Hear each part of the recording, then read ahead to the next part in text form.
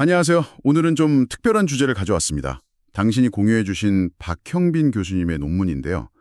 의학적 관점에서 본 도덕성의 정신건강 측면과 마음 치유로서의 도덕교육. 제목부터 흥미롭죠?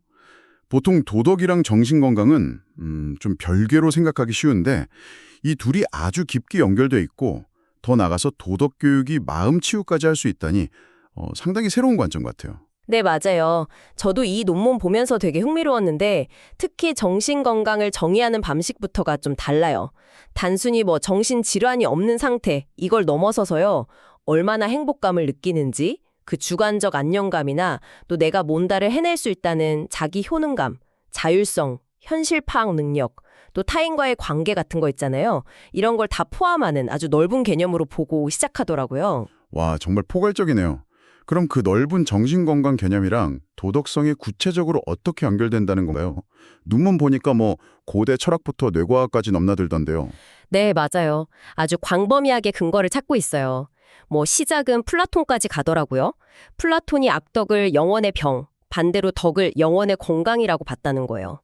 영혼의 이성, 기계의 욕망, 이게 조화롭게 잘 돌아가는 상태가 건강하다, 이렇게 본 거죠.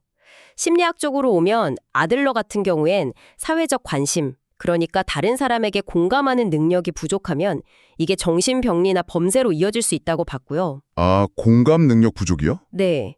그리고 매슬로우는 자아실현 단계에서 사람들이 추구하는 진선미 같은 가치들 있잖아요. 이런 걸 추구하는 것 자체가 정신적으로 건강하다는 증거라고 봤어요. 철학이나 심리학은 그래도 어느 정도 연결 지점이 상상해 가는데 뇌과학 이야기는 좀 더 직접적인 것 같아서 놀랐어요.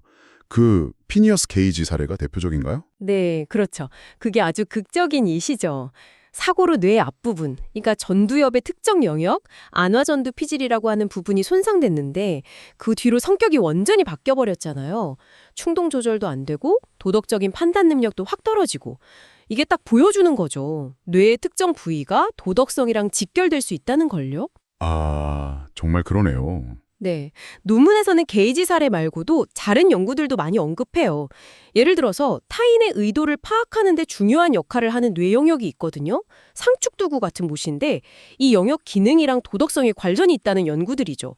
또 그 조슈아 그린 연구처럼 어떤 어려운 도덕적 딜레마에 딱 부딪혔을 때 감정을 처리하는 뇌 영역이랑 이성적인 판단을 하는 영역이 서로 다르게 활성화된다는 거. 이것도 되게 중요하고요. 감정과 이성이 막 싸우는 듯한 그런 건가요? 그렇게 볼 수도 있죠. 그리고 나바에제의 삼중윤리 이론이라고 어릴 때 경험이 뇌 구조 형성에 영향을 미치고 그게 나중에 어떤 도덕적 동기, 그러니까 안전을 중시할지 관계를 중시할지 아니면 상상력을 발휘할지 이런 성향을 결정한다는 이론도 있고요. 처칠란드가 말하는 애착이나 유대감의 신경화학적 기반, 예를 들면 옥시토신 같은 호르몬이 사회성이나 도덕성의 뿌리가 된다는 설명도 중요하게 다릅니다. 이야, 듣다 보니까 진짜 정신건강 문제랑 도덕성 문제가 분리될 수 없는 뭐랄까 동전의 양면 같은 느낌이네요. 네, 바로 그겁니다. 그래서 박형빈 교수님은 도덕교육이 그냥 착하게 살아라 이걸 넘어서 마음을 돌보는 치유의 역할까지 할 수 있다 이렇게 주장하시는 거군요. 네, 핵심은 그거예요. 정신건강과 도덕성이 공유하는 요소가 아주 많다는 거죠. 자기를 제대로 알고 존중하는 거, 자기 감정이나 욕구를 잘 조절하는 능력, 그리고 다른 사람 입장에서 생각하는 공감 능력 같은 것들. 아, 공통분모가 많군요. 그렇죠. 이런 것들은 정신적으로 건강한데도 꼭 필요하고 또 도덕적으로 성숙한데도 꼭 필요한 요소들이거든요.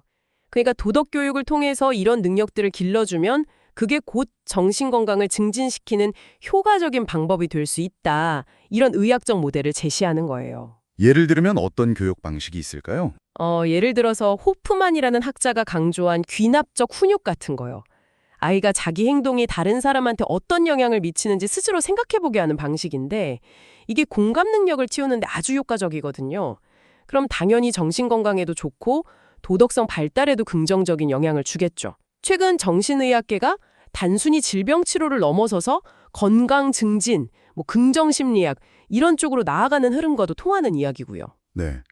오늘 박형빈 교수님의 논문을 통해서 도덕성과 정신건강이 우리가 생각했던 것보다 훨씬 깊게 연결되어 있다는 걸 알게 됐네요. 그리고 도덕교육이 단순히 옳고 그름을 배우는 걸 넘어서 우리 마음의 평안과 회복을 돕는 어쩌면 치유의 과정이 될 수도 있다는 생각. 당신에게도 좀 신선한 관점을 던져주지 않았을까 싶습니다. 그렇죠.